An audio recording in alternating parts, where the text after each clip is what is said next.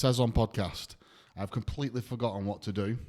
I'm a bit nervous, and I don't know this lady very well, but I've always heard good things, and I've seen her about on things, and she's always been really like informative and dead professional. So as soon as I was like, let's try and get on the podcast, and she's come. So please, will you just introduce yourself? Hi, yes, thanks for inviting me along. I'm Jo Stone, and I'm the co-founder of Puddle. Could you tell me a little bit more about Puddle? Yeah, so Puddle is a franchise network. We've got about 30 franchisees across the UK. We teach 25,000 children to swim each week. That's from the really tiny babies all the way up to sort of age 10 or 11. Maybe a few of them are a little bit older. We've been going since 2002. We've recently, just prior to lockdown, we started building a swimming pool, so moving into the area of pool builds as well, and looking to grow our franchise network as much as possible. 25,000 people a week, did you say? Children, yes. Wow, that's a lot of kids, that, isn't it? It is a lot of kids, yeah. We'd like 40,000, that's our vision. Is it really? By 2030. We've got a plan and a strategy to get there. Hopefully we'll make it. Wow, I think we do about 5,000 temps a week. It makes my 5,000 temps a week seem pitiful. It's very impressive, though. That's a lot of children, that, isn't it? That's amazing, that. Yeah. Wow.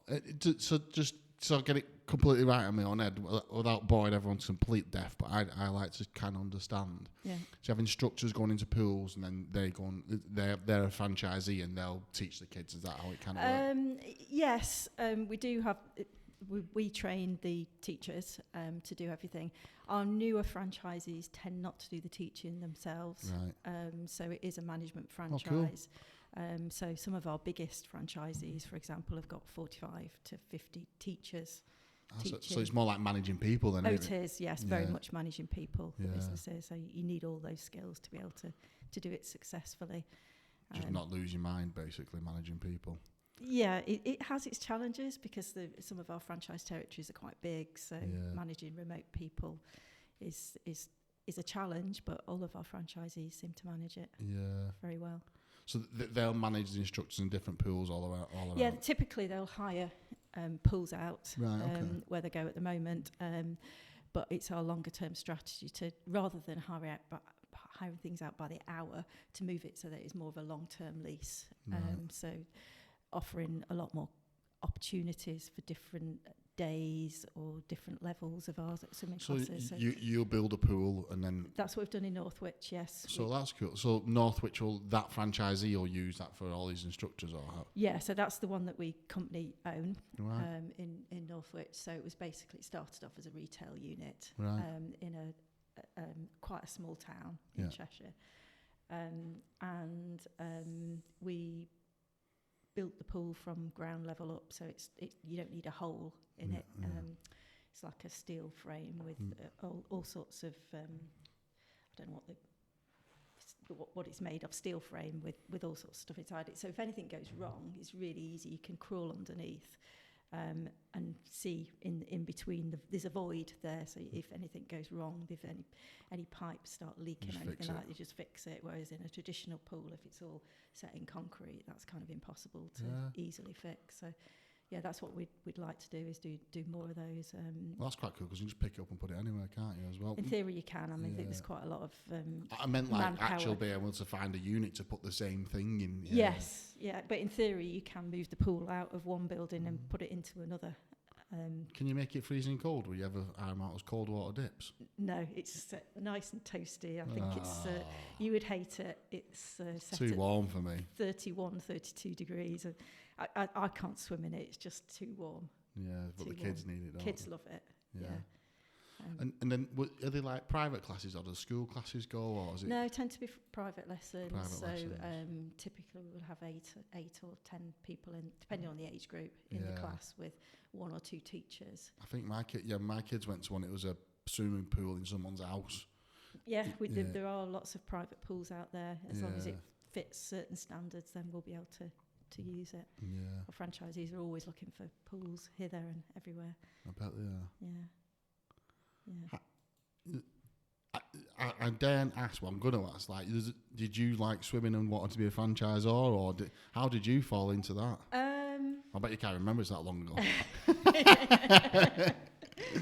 Yeah, it was coming up to 25 years Yeah, ago. no. So I just had my first baby, Emma, and I met up with another lady, and we decided that we were going to offer baby and children. Well, first of all, we wanted to take our baby swimming, and there wasn't anything out there at all. We couldn't find anything locally. Read a few books, went on some teacher training courses, and then launched our business pretty much then. I started off, I've got a maths degree, so... My mum's got a maths degree. You've got a maths degree as well. Are you joking? My mum's got a maths degree. Yeah, so figures, I just love numbers. It's a bit weird. But yeah, so I was a computer programmer, worked in project management. Wait, you're a computer programmer and you end up owning a franchise in swimming? Yeah. It was having Emma as my first baby. I just decided I didn't feel that I could do everything that I wanted to do. I wasn't a good mum. I wasn't good at work. I wasn't getting the challenges that I wanted to be able to get. And I worked for Barclays at the time, and they were brilliant, but it just wasn't good. I knew it wasn't going to work. Was it too many hours or something? Or? No, I mean, they were really flexible. They didn't want me to work. I was happy to sort of say which hours I wanted to work, but I just felt that in those fixed hours, it was really hard to achieve what I wanted to achieve, and there wasn't enough hours in the day to do everything. So, and I wanted something that was going to be even more flexible. So while Emma was really small, took her swimming, and we decided that this other person who had met Tracy Townend, who was the other original founder,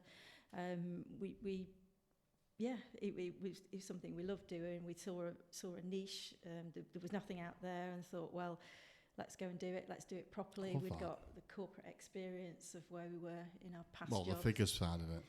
I mean, for me, the numbers all the way along. You talk about being in business, and knowing your numbers is incredibly important. Or knowing someone who knows the numbers. Yes, maybe, yeah. But for me, it's knowing the numbers. Yeah. And initially, it was me that was working out all the numbers. I did, in fact, also I did the first websites and things like that. So with my IT background, I don't do any of that now, obviously. But I still, and I was the accountant for a long while. Yeah. But again, we've got somebody else in that does that for us now. It's a bit like that with me and Mum, to be honest with you. Mum runs a business with me, but like day to day, she's the accountant really, and does all the accounts and books and finances. And I think having that sort of numerate and just being numerate and understanding numbers, you can kind of make those decisions. And if somebody gives me a number, I think, oh, hang on a minute, that cannot possibly be right. Yeah. And then they go back and say, oh, no, you're right. We've calculated it wrong or something. Yeah. So it just helps to know the numbers quite quickly. I'm going to have to fight you on this. See, I'm terrible at numbers, but I do know how to read a set of accounts, though. I've kind of self-taught myself. In fact, I actually asked my accountant to teach me. Yeah. And we did quite a few classes. I remember doing it with Steve when I first started because I was sick of not really understanding it. Yeah. I still can't absolutely nail it, but I can look at a set of accounts and go, okay, right. I mean, that was something I found relatively easy to... Yeah. And the first few years of accounting, it was before you had to do making tax digital, so... I'd got spreadsheets and things like that, and I went back to the basics really of double entry bookkeeping and things like that. So for me, I really understand what's going on in all the packages that you have now, and it's kind of gone from there really. Yeah. But I've found it really helpful so when somebody gives me a set of accounts, I've had no formal training. I have since been on finance courses, but it was just, by the time I went on that course, it was kind of just cementing what I already knew. Yeah, but kind of give you that badge to kind of... Yeah. I still want to disagree, but it is a fundamental thing, knowing your figures and your accounts. And I think even when I do self-franchises, we've got a really good franchise accountant that we put them in touch with and help build them everything and kind of teaching them accounts, and we go through them with them as and when we feel need to, really. Because our accounts are quite complicated as well. When they get up there, they get a bit tasty. Yeah, ours can be quite difficult to understand for some of our franchisees, but we try and provide training for them, and have accountants that know what they're doing. Yeah. I want to go off on a right tangent now. I'm going to go two different ways, but what I desperately want to ask you is, if you're good at the numbers, what did you find hard then? What did you find hard?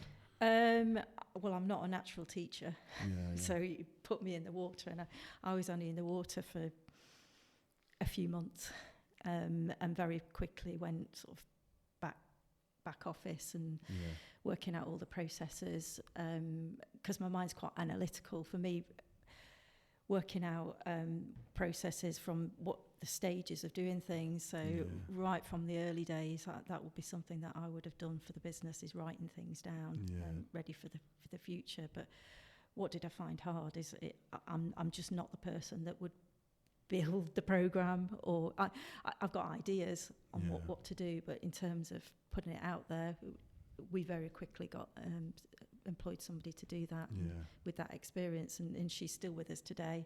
Ali Beckman, she's on the board, our most senior member of staff, I guess.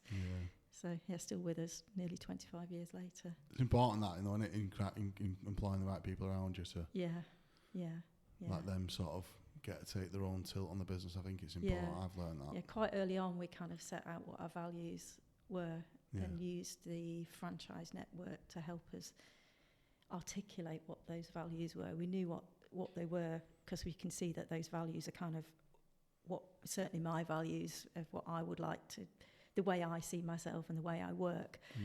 That's very much within our franchise network as well. So we've now built an acronym that's been around for years, and it's called Experts.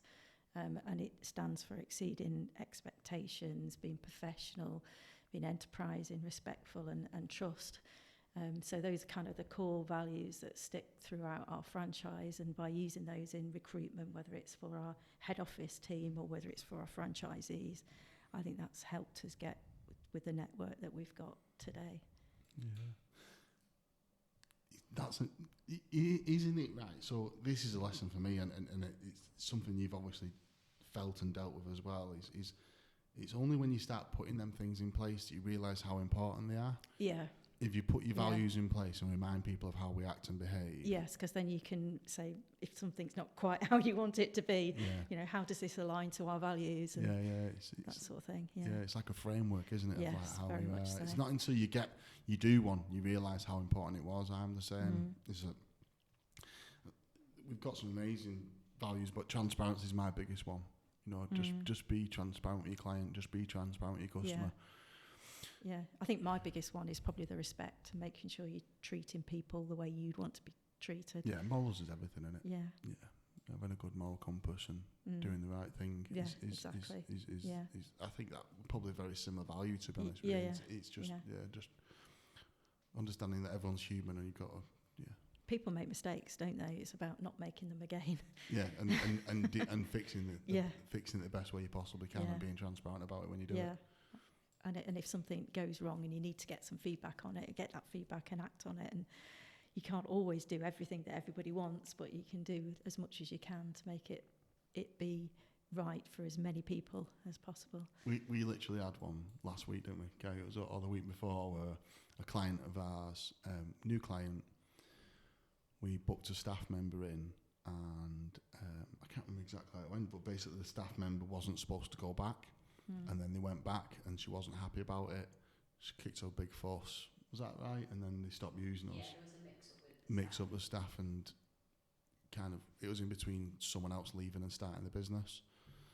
Went back, Kay took some flowers, some chocolate, some gifts. Went back and solved it. I don't think they're still using us, but again, it's just a piece of work, isn't it? Of like, okay, we made wrong, fix it. If it still doesn't solve the situation, at least you've gone back and done the right thing. Yes.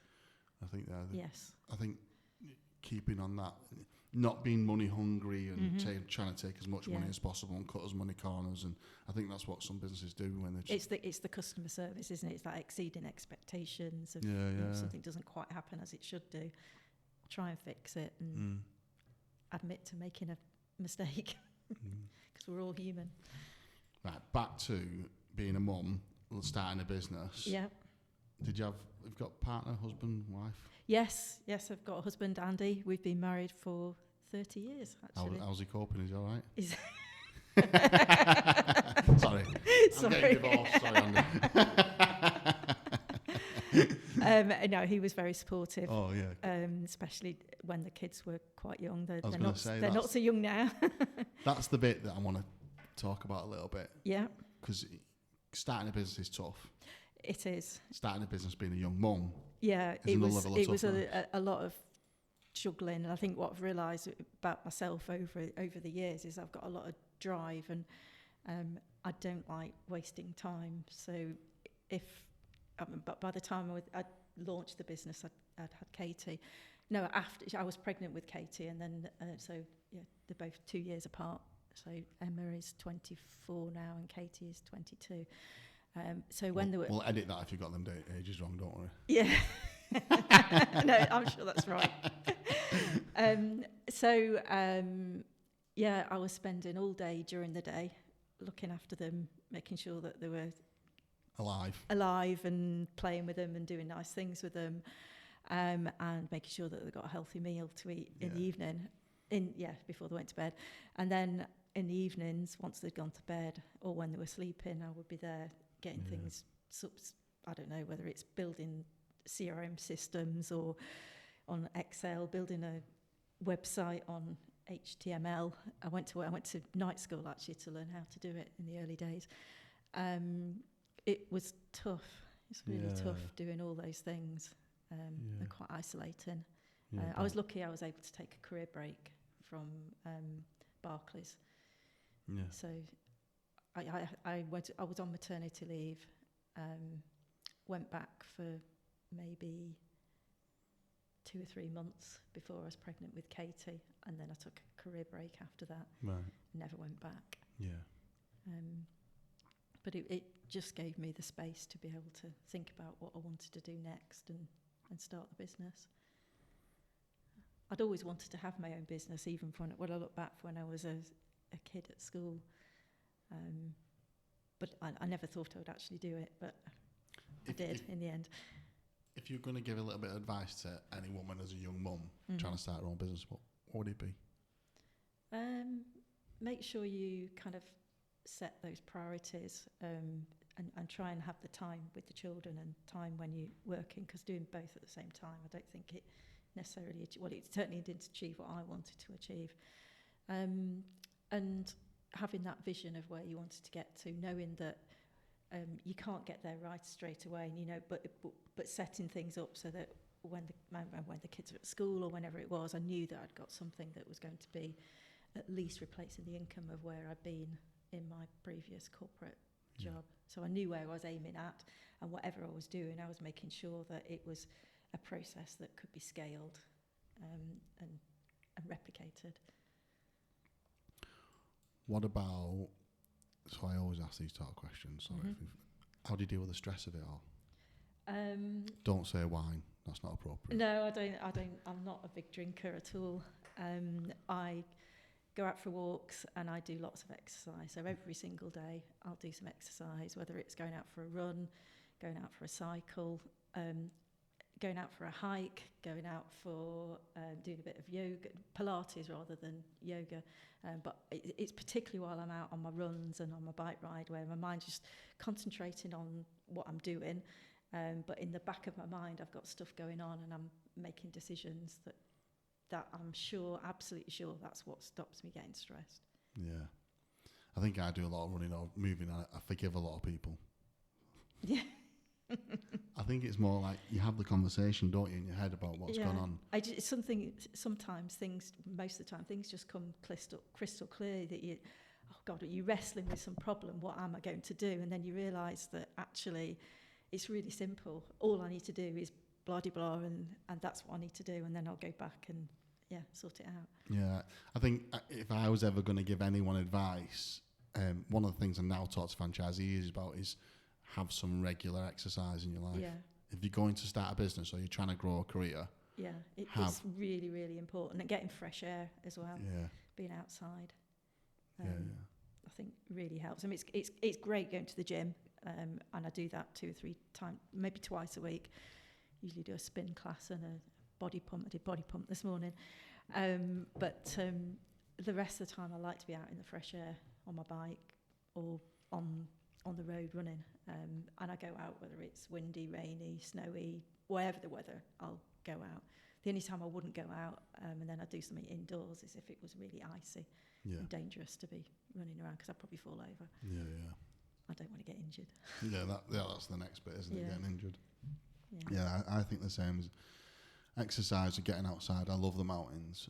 We talked about this before. Yeah, I've always got some kind of goal to have you? Personally sort of exercise-wise. So I do this exercise so that I can do something crazy every so often. Where's that come from? Is that a young thing or just while you've been in your business? Is it a young thing? Did I do crazy things in the past? I've always been driven and committed to doing things. So I play in a brass band. So that's meant that I stopped playing when I was 30 when I had Emma, and I picked it up again 2-3 years ago. But I would practice religiously every day for an hour. I can't quite manage that every day now, but most days I would do at least 20 minutes, but typically an hour, and then I'll do an hour of exercise as well. So I just do that, and I find it really helps. Have I always had the challenges? Probably deep down I have, in that when I was younger I would always be aiming for an exam, like whether it's my O-levels. That dates me a bit, doesn't it? I'm allowed to talk about you growing up a bit? Yeah. Is that all right? Yeah. Because I'm trying to find out where your entrepreneurial spirit came from. So was it your husband, or was it your dad, or your mum, or your sister, or your brother? No, my parents, my dad worked at the steelworks. Did he? We lived in Scunthorpe, so he was an employee. He didn't have his own business or anything like that. My mum was a housewife, so she gave up her job as a filing clerk for an admin person, I think, when I was born. I guess what they did give me, and a massive thing, was the ability to believe in myself and give me the confidence. I was the first person within my wider family to go to university, and they've given me some really, really good values, which have stood by me throughout my life. And I can see that those values came to me right from early days of working hard and not being pushy, but just being there to support whatever I wanted to do. Can I scratch on that? I'll just come to my brain a little Yeah. tiny bit. When you're employing people now, can't you tell when someone's come from a nice family? You can, yeah. I suppose you can, yeah. It sticks out to me like, I don't know, these more Yeah. recent, whatever you call them, Generation X's or whatever, something like that. I have noticed over the last few years when I'm employing team members of a younger age, it sticks out like a sore thumb, but a good thumb. Yes. When you see they've come from a family who's just, they don't necessarily have to be together or separate, because I've learned that lesson over the last few years, but if they've been taught them moral... Yes, I think if parents have a really big responsibility for doing that, and I've tried to do that with our kids as well. Yeah, my little boys are real good boys. Everyone says they're dead polite and they're really good, well mannered. I think it's really important to have... me too. Yeah, so important, because it's right. I think to be able to get on with life, if you can't respect people and treat people nicely, and it's just, you're not going to get anywhere. No, it's about that. Oh, this is going to get deep. About the reactions as well, though. Being polite and giving you manners gives you time to not react to certain things, I think, as well. So if you give yourself patience and time and you teach all them things to your children, it pays in other ways in work and business. And later in life, I've noticed that is that if you're a little bit more polite and a bit more manners and patience around yourself, and you know that you take your time to, if there's adults talk in a room, let them talk, think about it, don't just blurt in because you're going to say the wrong thing. Same thing happens when you're in a business meeting or something, or in a room with other franchisors, if you're not really listening and blurting, you can look stupid, can't you? Even when our kids were we do an awful lot of travelling as a family, and we could take them anywhere in the world, and we know that they would behave. They're obviously a lot older now, but they would have behaved themselves and gone and done walking and activities. But we could trust them to do what we wanted to do as a family, and go and eat in restaurants, and we knew that they weren't going to run off round the tables or behave in a way that they should do. Yeah, it's such an adult conversation, isn't it? But it is so true. Yeah. It's interesting, isn't it? How the things of when you're getting brought up as a child pay off so much better when you're an adult and you don't realise. I think my mum and dad did a great job of doing that. Yeah. Showing them what those values were. Yeah. You can see just talking to you. I don't know you, but you're very composed, aren't you? So it's quite nice. Yeah. Hopefully. Yeah. Paul Lewis is like that, isn't he? Do you know Paul Lewis from Pitman Training? Yes. He's the same. Yeah. Very composed. You can tell he's thinking about what he's saying. It's nice. He's nice to be around. I like him. He's got a good sense of humour as well. He does a lot of running. Have you seen his running times? I think I did actually. Yeah, he's amazing. He's just a joke, isn't he? I don't know how he runs Pitman. I'm quite slow. Yeah. I need to get back running. I've got this Apex challenge with their boyfriend, and I've not ran for ages. Yeah. My next challenge is we're going to South America in a few weeks. I'm doing the Inca Trail. So yeah, that should be good fun. Wow. What you have to tell me. You have to educate me about the Inca Trail. Come on, tell me about it. Well, it's quite high. So I think we've got. It's only about 4 days, I think, of walking.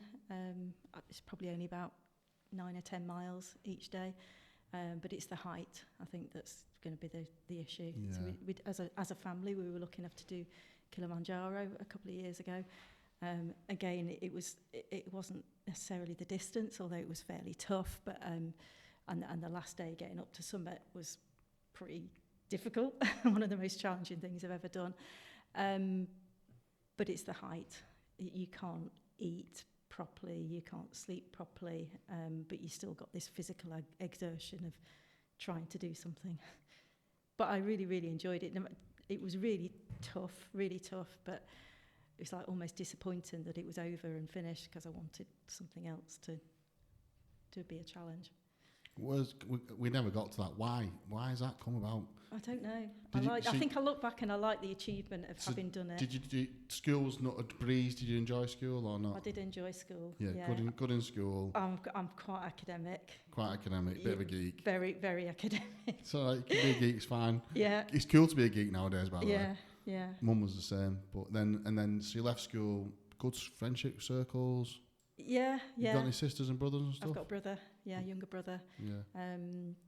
He's got similar interests in that he plays in the brass band. He's not sporty so much, but so then left school.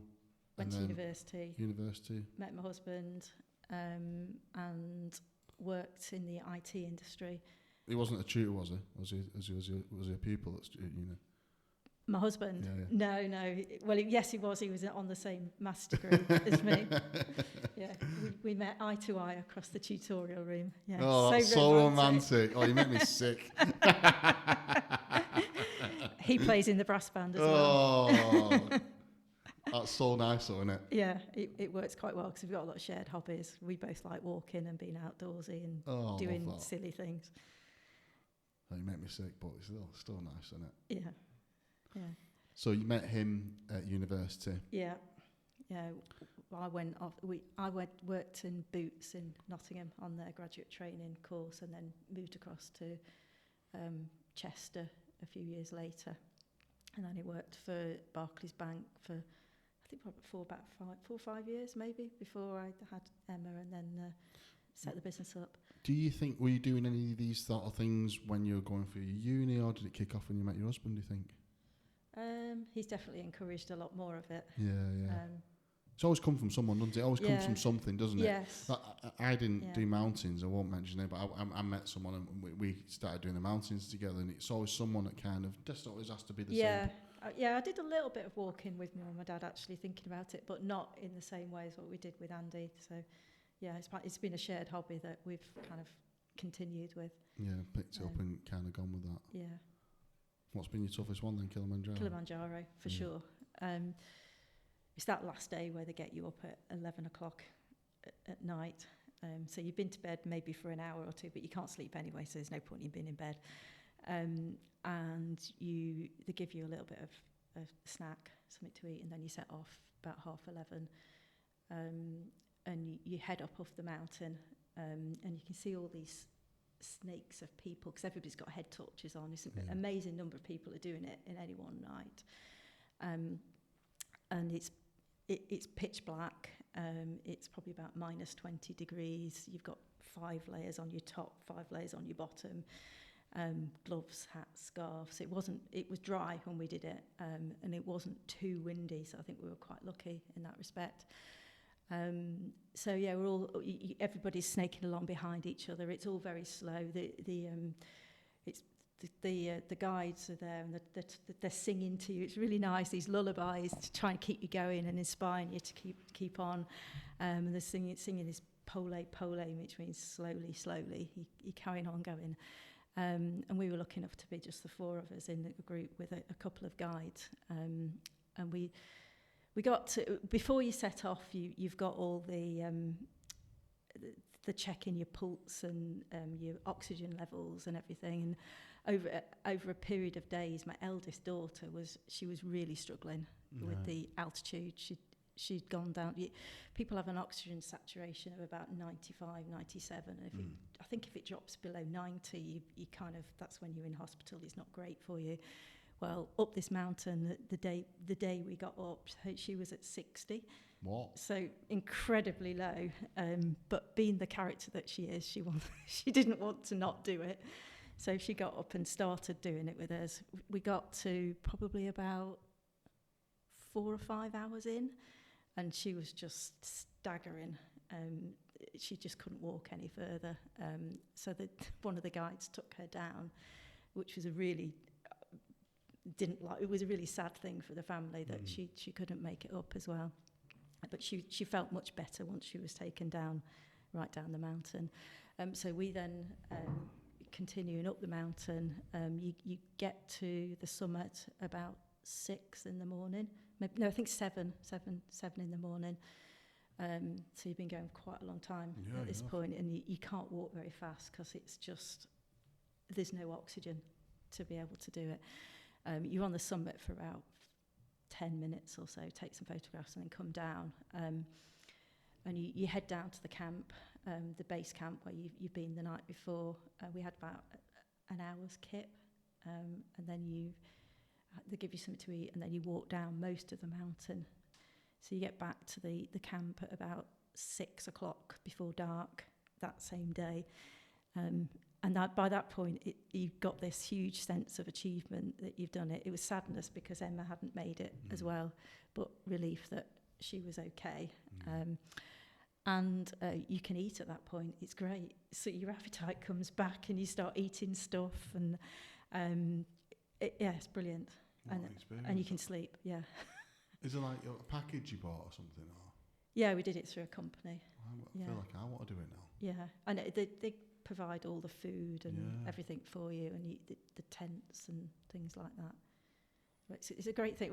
What's really weird is that they've built a broadband line that goes all the way to the top of Kilimanjaro, so you're in the middle of nowhere, but you can get an internet connection.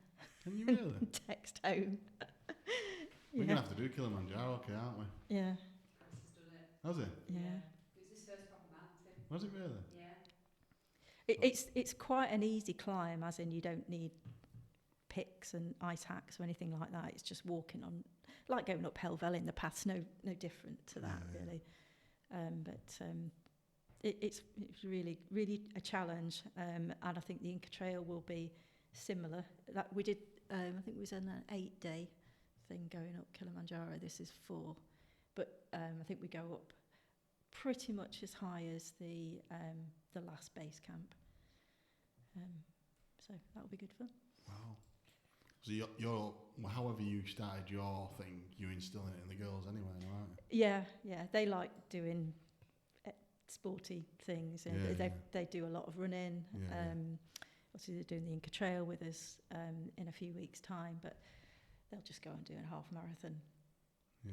and just do it. I'm going to run a half marathon today, and they'll do it quicker than I ever will.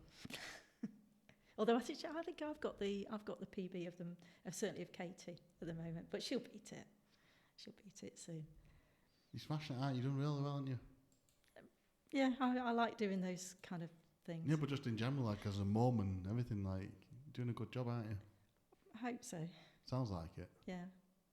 It's tough, isn't it? It is, yeah. It's not hard being a mum and working and doing everything at the same time, but I try and do my best. Yeah, I think I found the same. I find it difficult being a dad, and then running the business. And what I was going into, it kind of always comes up on my podcast, Joe, to be honest with you, is that sacrifice piece. You know, going away and being on the road and doing shows and talks and BFA events and stuff, and not seeing the kids. Yeah. How did you get your head around that at the time? Andy was around to help, and parents would come and step in and look after them for a few days, which is kind of a win-win for them as well. But I tried to limit it as much as possible. Yeah. They're both away. One's at university now. Emma's just finished. She starts work in September, and they're both on long degree courses. Yeah.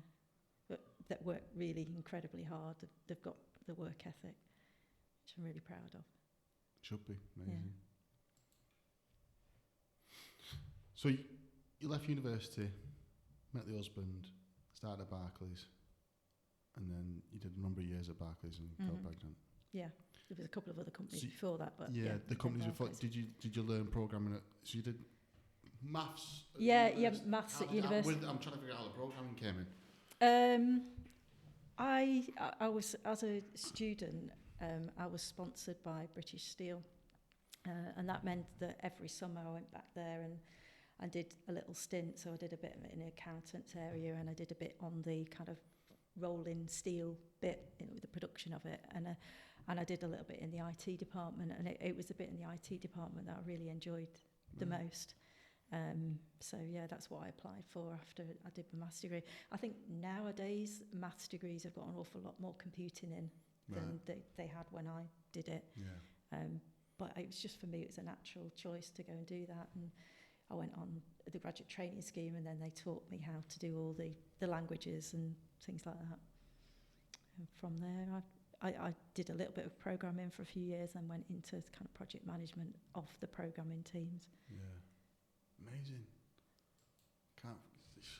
It's breathtaking, isn't it? Really, you know, well, it's quite cool, isn't it? Really, what you've done and achieved. Yeah, I think the last thing one of the last things I was working on at the bank is in the days when backs tapes when you did if I was to transfer money to you and you were in a different bank, there would be a physical magnetic tape went from one bank in Barclays, was shipped across London to another bank in HSBC. Really? Overnight. Yeah, and the whole process would have taken 3 days, and I think I was working on a project that was bringing it down to 1 day as a faster payments thing, so as it is now.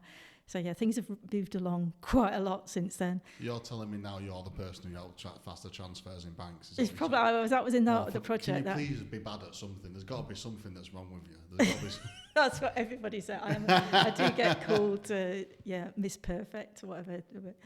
I'm careful about what I eat. I like to do my exercise, and I practice my musical instruments so that I can flugel I'm playing at the moment to make sure I get better. I think I'm trying to learn your lessons. That's what I'm trying to do. Everything that you're good at, I'm trying to learn. I think another one as well is food.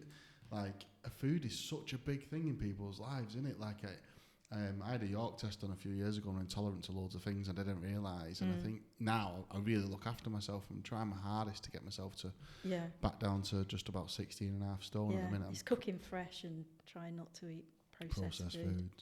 It's in them stress moments where you get the processed foods, isn't it? That's the tricky bit, isn't it? But having a good diet really has a massive effect. Yeah, definitely. Yeah, not boozing all the time. No, I don't drink much at all. I do occasionally, but yeah, whenever there's a party, I try. I don't drink at home every night of the week, but oh no, definitely wouldn't. No, but if there's a party, I didn't drink when I lost my brother. I didn't drink for 2.5 years, and then my mum got me back into drinking. It's her fault. I went on holiday with her. And that was it. Yeah, I do drink occasionally, but not very rarely. Yeah, You know, yeah. Probably only have 2 or 3 glasses a month. Hardly at all. Yeah. So, opportunity came about because you had the babies and you started Puddle Ducks, and then you grew from there. So, can you give me an idea, like the size of it now? Yeah, so we've got around about 30 franchisees, covering about 60% of the UK. So we've still got room for new franchisees. In terms of head office, we've got about 30 people who work for head office. So some of that work directly in Holmes Chapel, which is where our head office is. And then we've got a few that are kind of almost like an Ofsted type thing. So they'll go around, and we have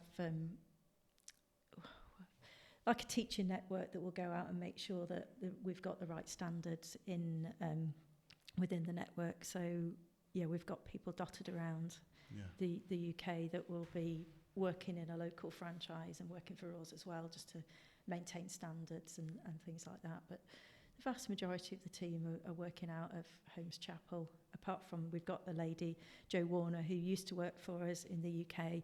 She relocated to Atlanta in the US, so she works out there for us as a consultant. That's a big deal. Did she meet a fella or something? What did she move out there for? Her husband worked out there, or moved out there to work with his company. It's always partners in it that cause the problems. Yes. Yeah, and I say we've got one of our directors, Ali. She lives down in Cornwall, in Newquay, but most of them are kind of able to easily get to the office. Yeah, if needed. If needed. Yeah. Okay. Another question for you. Yeah. It's about leadership. Mm-hmm. Have you got any secret sauces for about leadership? What have you learned over the years? What I've learned over the years is that I don't know all the answers. So if I needed some expert advice, I would go to those experts and get that advice and take it or leave it, I suppose. Sometimes you can't, it's not commercial to make that decision that you've been told to make, but usually I would listen to what solicitors, accountants, experts, whatever in their field would say, and then make the decision myself. And I'm a big planner and organiser, so lists and making sure that I do things when I said I'm going to do them, and delegate. Yeah. So I've got a big team that I can trust, and really, really capable people. So empower them to make decisions within values and guidelines and things like that. But I think without the team, you can't do everything yourself. No. So that's quite a good lesson to learn, is to be able to delegate and trust people to make decisions, and have plans. So business plans. Always had business plans, and monitor them to see how they're going. This is where the figures come in again, isn't it? It is, yeah. If you're going to give a franchisor some advice in the early stages, what would it be about growing a team? I assume that a franchisor has already done the franchisee bit. So what's really comes quite obvious very early on is that being a franchisee and being a franchisor, they're both completely different businesses. So both of them with their own demands. So what we found early on was that once we'd proved the model within our business and proven it to a certain extent, it's grown since then. But you can't be a franchisor as well as a franchisee and do it all yourself. You need a team of people to do both businesses. Yeah. Well, certainly run one of the businesses while you're working on growing the other. Yeah. I think you can't, for me, I don't think it would be possible to do both. No. Not unless, for me, I couldn't have done it because I wanted time for myself to do things that I know I needed to do to release the stress levels and look after the children and things like that. I couldn't have done both at the same time. Yeah. So working out that it's a different business and different people need to be working in it. Yeah. And you can't do it all. Yeah, I think I think that's great advice. Yeah, I'd say the same.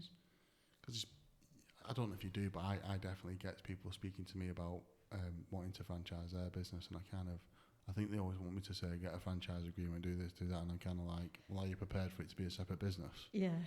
Are you prepared to grow a separate team around it? Because it's two different things. One's coaching, leadership, mentoring, training. Yeah. One's your business. Yes. It's all about. I think you hear the phrase a lot. Don't work in your business. Work on your business. Yeah. So I think that's quite pertinent to make sure that you. To a certain extent, you've got to do the doing so that you can then step away and start documenting it and things like that. But eventually, I think as the bigger the business grows, you need to be able to work on it rather than in it, and bring people on to do some of the in it, who also then do working on it as well in time. So I've got a senior leadership team in place who help me determine strategy and all sorts of things now. So it means that for me, I can go do some of the. I like travelling. So last year we were lucky enough to do 4 weeks going around Australia, and the team were just in place to be able to look after it. I hardly had any contact. I had the odd couple of days where I would keep in touch with people, but really the business, there was somebody there to look after. I'm very lucky to have the right-hand man of Ali, who, you know, she can step into my shoes if needed be while I'm away on holiday. And then we've got South America coming up in a few weeks' time, so another 4 weeks where I will be out of the business. But it's not always easy to contact me when I'm halfway up a mountain, so the team are empowered to make decisions and take things in the direction that, because we've got this vision, they know where we're going. It all seems to work, and I get to do the travelling that I want to do. I see. For me, that sounds like a lot to get a team to that place. I almost want to say to you, how have you got to that position? But it's just, I guess it's just time, isn't it? Lessons. It is time. I mean, the people in the senior team have been with us for a number of years. Some of our team members have been with us for over 10 years. Ali's been with us for 20 odd years. But if you look at an average of how long the team at head office has been with us, I don't know what it is, but it must be 7 or 8. It's quite high. Yeah. So we've got people who with a lot of experience and buy into the values. Yeah. And they do a fantastic job of supporting the franchisees on a day-to-day basis. They really get and really understand what it is that we're delivering, the brand,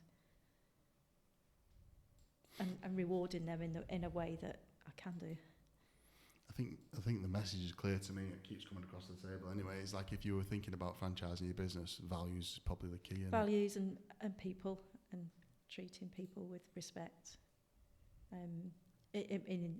Particularly in the early days, it was being flexible, so that if people wanted to go to the school football match or the sports day or whatever it is, just being flexible and allowing that to happen. Because whatever you give, you generally get back anyway, and it's having that trust that it's going to happen, and it always does. Yeah, I feel like I've got that nailed, that part. Kay might give me the evils, but I think I've got that. I think we've got that nailed, that bit. We're like that. I never take off anyone's holiday or whatever if they got to go early to go to. Yeah, no, it's just life, isn't it? Yeah. I couldn't imagine stopping someone else to go to a kids' sports day. No. I just wouldn't be able to sleep. Because those are events that you can't. There aren't actually that many of them. Yeah, when you look back, they're not that many years. Yeah, and if they've got to go an hour early because they've got to go somewhere. Yeah. I wouldn't want to turn around and have regrets that I'd missed that sort of thing. So yeah.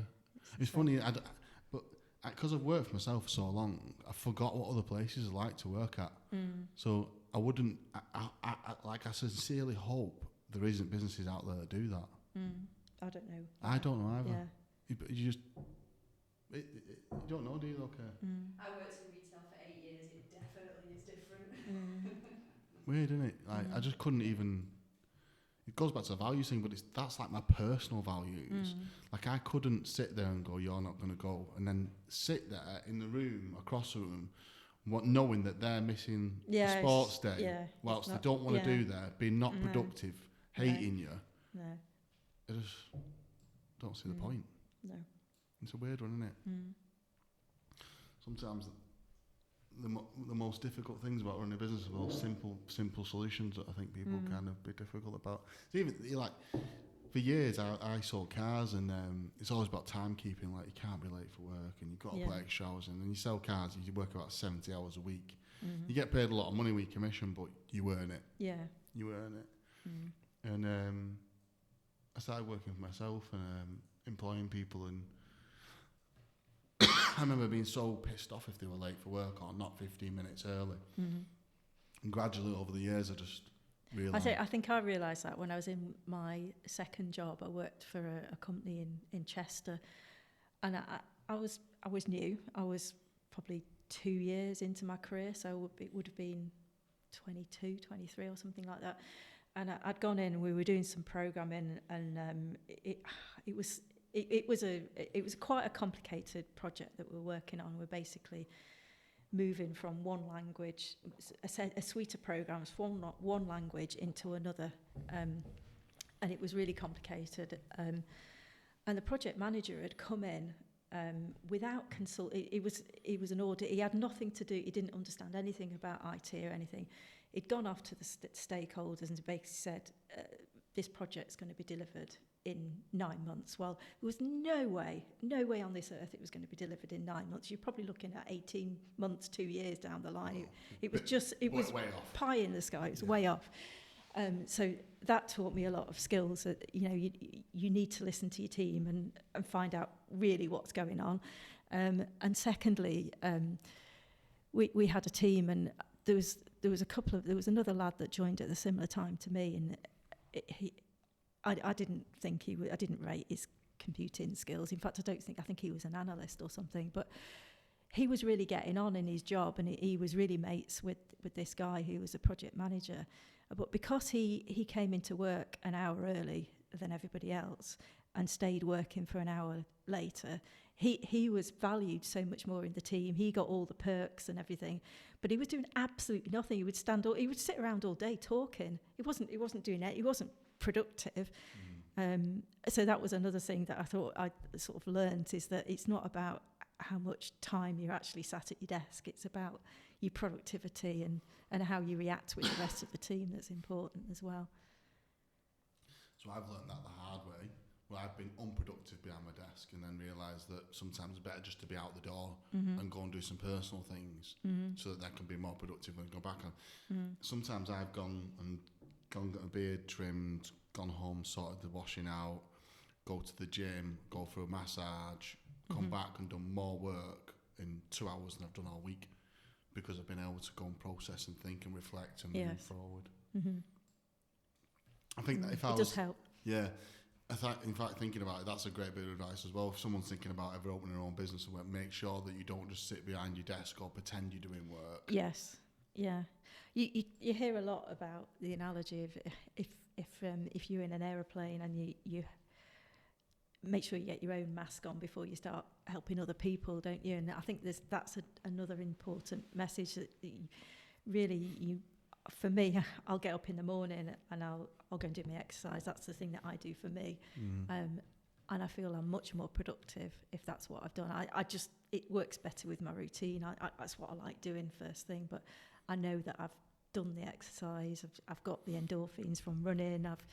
I've ticked the boxes that I need to do for the day, and then I know that I've got the rest of the day to finish doing what I need to do, whether it's work-wise or gives you like outside. It also makes you like worked all your stuff out, so that when you get delivered more stress, which is inevitable in every day, that you kind of got that fuel tank I do feel more stress if I know that I can't do my exercise and eat healthily and practice my flugel or whatever it is each day. You're going to have to bring this thing down. You're going to have to put some videos on LinkedIn or something. What, me playing the flugel? Yeah, I need to know. I need to see this. It's like a trumpet, but it's more like you won't even know what a tenor horn is either, will you? But it's a trumpet with a more mellow sound. So you'll hear them in a lot of jazz performances. But I can't do jazz. It's not my genre. But I play in a brass band, so we play all sorts of different bits of music, all classical, pop music a bit, popular music, all sorts of things. And then, like at the weekend, we had to do a march at the local fete, which I don't like doing. I don't like marching. I'm not very good at it. Not good at marching? No, I can't. Can run, though? I can run, yeah. You found something you're bad at. Thank God for that. Fucking hell, I thought I was going to do the whole podcast without finding anything you're bad at. Stressing me out. There's lots of things I can't do. Yeah. You really, I don't know if you realise that, but you were quietly inspiring, you know that, don't you? Yeah. I don't set out to do that. Yeah, no, but I think that's what most people who are inspiring don't set out to do that, do they? They just, like if you were going to like do a tick list of things that what would if someone was going to try and be as successful, or what the word is, run a successful business, or the word success is difficult because it means... Yeah, we always say to franchisees, what does the success mean to you? It's same to me. Success has changed so much, that word for me. In the last 30 years of my life, the word success has meant so many different meanings. So I guess...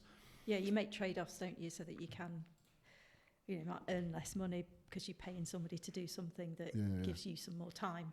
Yeah. So I think it's whatever successful looks for you. I think it's like everything. I have got this big post wrote about this, and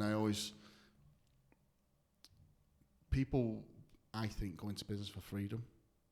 A lot of the time, they want more time to do their own things. Yeah. Or the word that they think is like, they don't have to ask the boss because they can go to the dentist. They don't have to ask the boss because they can go clothes shopping. But what they don't realise is that freedom comes with a lot of unfreedom.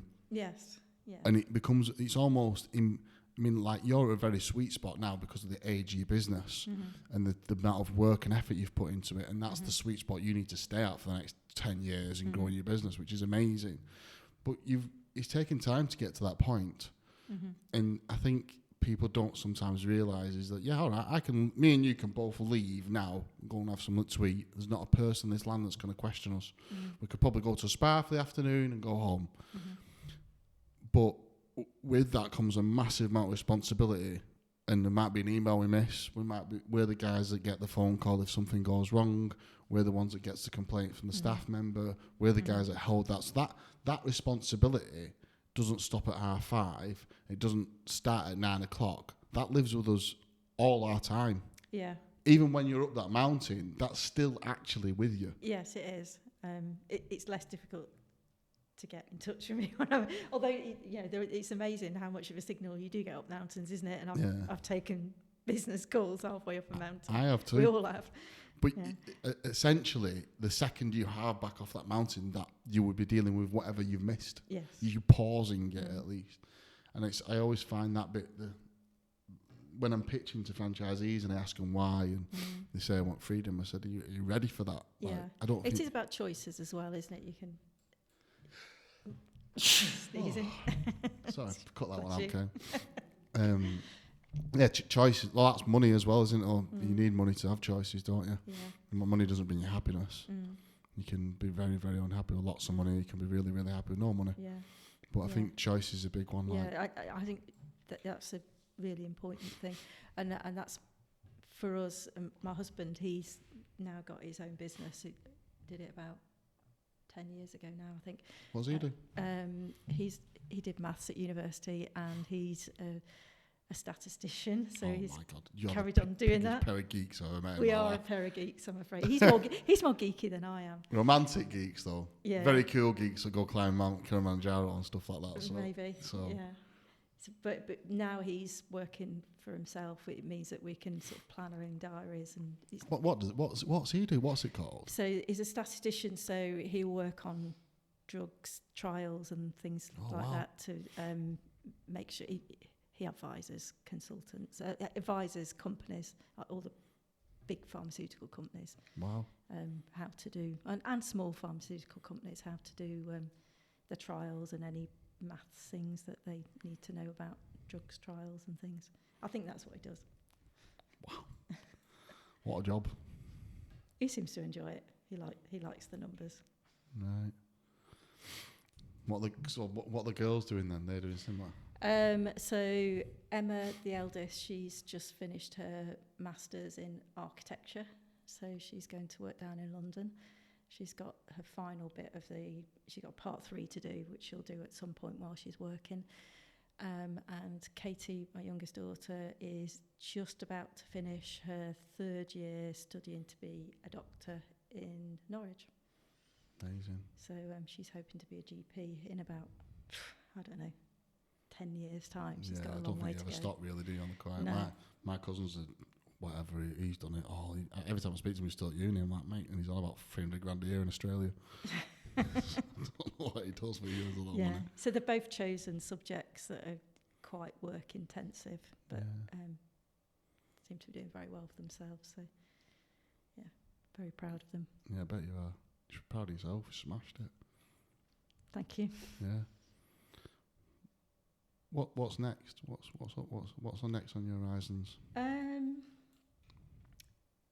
Sort of sports-wise, you mean? Or Sports and business. Yeah. Sports-wise, obviously got the Inca Trail coming up.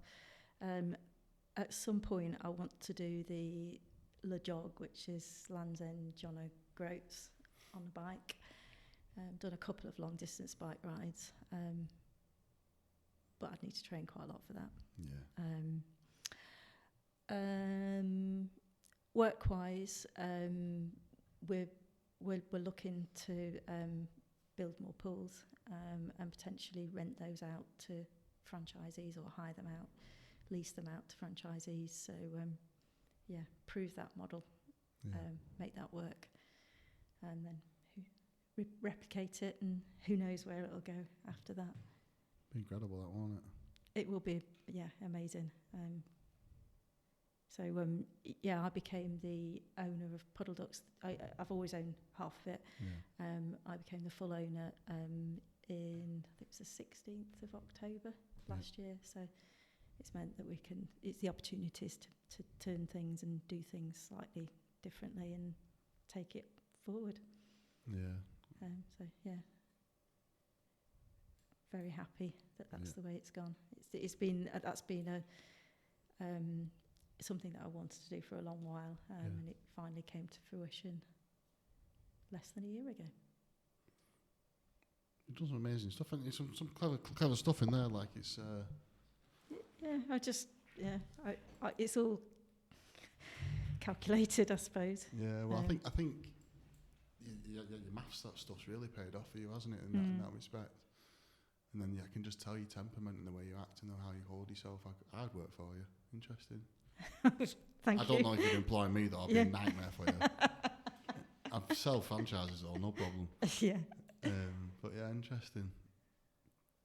You can see that, like, from just talking to you briefly and kind of getting your story, like your backstory, your family, giving that moral compass, being educated and intelligent in school, that piece of work there has got you into the programming part of it, and meeting a husband. I think having the right spouse has really helped you, hasn't it? Yeah, it has. Yeah, we've got similar interests. Yeah, so that's been a real key, being that, hasn't it? Yeah, and I think having been equals in that relationship with, I say money, but I think it certainly has. I mean, throughout our careers, it's kind of, we've been pretty stable, earning similar amounts of money. In the stress levels and stuff with him as well? Yeah, but it's similar. So yeah. as he's gone up the corporate ladder, so have I. And as I started the business earlier than he did. Yeah.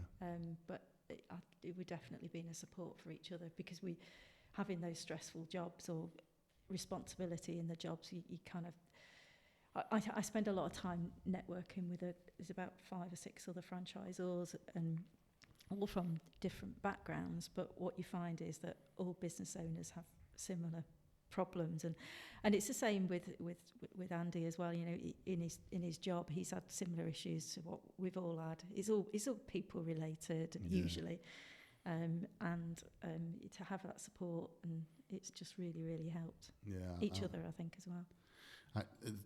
That's a great bit of advice as well. Is if you have a business, make friends with other business owners. Yeah, a lot of our friends of business owners, so that, you know, they can understand issues that we have and support each other. Don't tell them, but we moan about employees a bit sometimes. Don't tell anyone. But yeah, I think learning. It's having that circle of friends and support around you. It's the funniest thing, right? Because I've recently got a new girlfriend, and talking to her about things, and as employers, you don't moan about the employee. What you're actually trying to do is figure out the best solution. There isn't a moan there. No. It's not. No. It's not never like that. It's never like an us and them scenario. It's like, how can I make this better? Yeah. Yeah. And it's in having the ability to be able to talk to other business owners of other franchisors. I'm the same. I've got a nice phone book now. Yeah. And just being able to offload about something, and then they usually would always say, well, I did this and this happened. I've been in a group like that for a long while. It's with the franchisors. It's been the last 2 or 3 years, but prior to that, in fact, I did a leadership course. It was called Lead, actually. It was about 2010, so quite a long while ago. But it was you were speaking with lots of other business owners. These weren't franchisors; they were all sorts of different owners, and we were in an action learning set. And you would bring to the table an issue that you got, and the rest of the table would kind of coach you. And we used a model called Grow, which was look at your goals. What do you want to get out of it? What's the opportunities? What's your actions you're going to do? And what's the way forward? So that was really useful. We've used that all sorts of ways around. We use it a little bit at head office now. But one of the people in that group is now our non-exec director. So kept in touch. Amazing. So she's understood from a long while ago what issues were in our business. So a great person to come along and be on the board. Yeah, it works really well. Right, I'm going to try and list all the things. What does it take to be like you? Or be? So, good upbringing, good morals, good ethics, standard there. Yeah. Have to be a geek, but not everyone's a geek. But we'll just play it with that one. That's cool. Good spouse, working in a good relationship. Be a bit of a risk taker, tiny bit of a risk taker. Calculated risk. Calculated risk. Calculated risk. And then I think it's moving into, I think the biggest one, set your values and your objections. And having the circle of friends and people around you to support you. I was going to say your network is your network. Friends and the senior team around you, but friends outside of the Have you had many people doubt you? Many people doubt me, I don't know really. Maybe they do. Yeah. Have you ever, how have you dealt with the tough stuff? Was there any tough scenarios you've been in at COVID or anything like that you've been in? I've been through loads of tough stuff. Some I'm not allowed to talk about. Yeah. COVID was really difficult. Yeah. Because obviously pools were closed for getting on for just over a year. We had to work on a set of guidelines that weren't a set of guidelines that kept changing from day to day as to how we were allowed to operate. So that was a real stress. And a lot of our franchisees didn't get any help from the government because they fell out of the self-employed brackets and they weren't employees. So it was a real tough time. Afterwards, as we came out of COVID, that was a real boom for the business because we got a backlog of customers who wanted to come to the lessons. So that in hindsight worked very well, but you don't know that at the time. No, you got to still live it, haven't you? When you're still living it. So yeah, it was really, really tough. We didn't have to make any redundancies. There was a couple of staff who left of their own accord. We used the furlough scheme, and without that, I think we wouldn't be here today. So that really, really helped us at head office. We just had a small group of employees who worked with me to keep the business going and support the franchisees. So network of people, spouse, network of people, other business owners. Yeah. Do a little bit of leadership training. Absolutely. Get some training under your belt. I had some experience from working in a blue chip company. Yeah. And I got some really, really good experience of how to do HR things. Got a lot of courses I went on through them, so that was really helpful. Yeah. But the leadership training was really handy. I love leadership training. Yeah, It makes you reflect. it does. Makes you reflect. We had a coach. Everybody was given a one-to-one coach, which was really useful. And I think that I don't have a business coach at the moment because I've got effectively one who I employ, the non-exec director. Yeah. So she's been there helping. She's had a business and sold it, so got lots of experience in the finance sector. So she brings some expertise from that angle as well. So she's got time on her hands, but lots of experience. So Really training, coaching, support, moral compass, and then exercise. Put some time aside for yourself. Give yourself time to de-stress. Watch what you eat. Yeah. Watch what you drink. Yeah. I like reading and sitting down, and I'm quite energetic, obviously, but I do like sitting down and at the end of the day. And any books you'd reading. recommend to anyone? I don't tend to read professional books. I've just bought one quite recently, actually. It looks as though it comes highly recommended. I'm not read it yet, but I'm sure it's very good.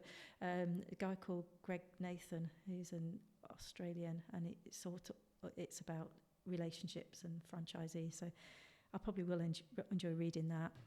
Typically, I don't read that many books on business stuff. I tend to read it on.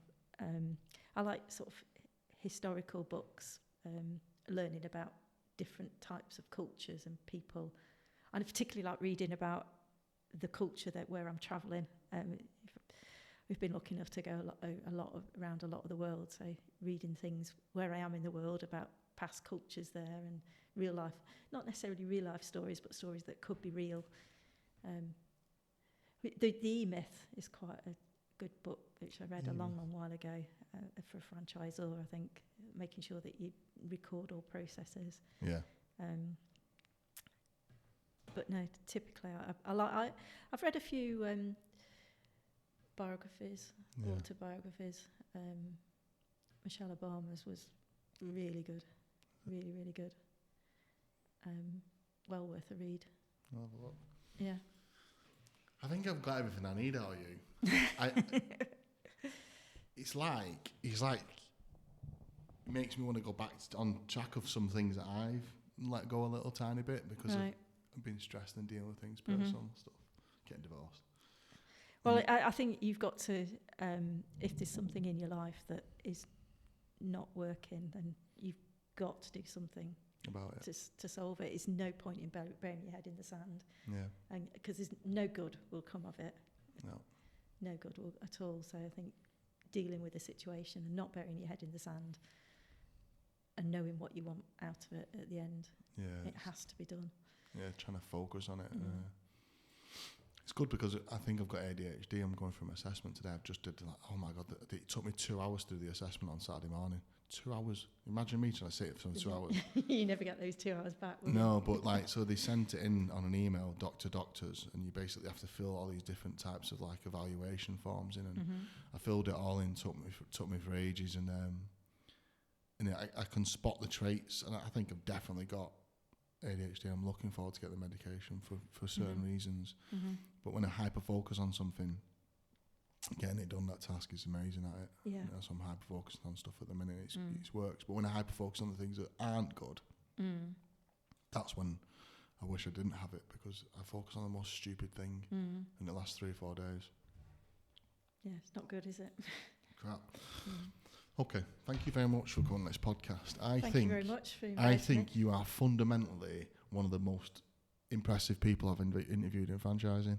Wow, thank you. And I'm so surprised, not because of any other reason, just because I didn't know. And you're definitely what the UK franchise industry needs, isn't it? You need to see you talking more at BFA events and stuff. You need to share your story a bit more. Thank you. So impressive. Thank you so much for coming on. Thank you.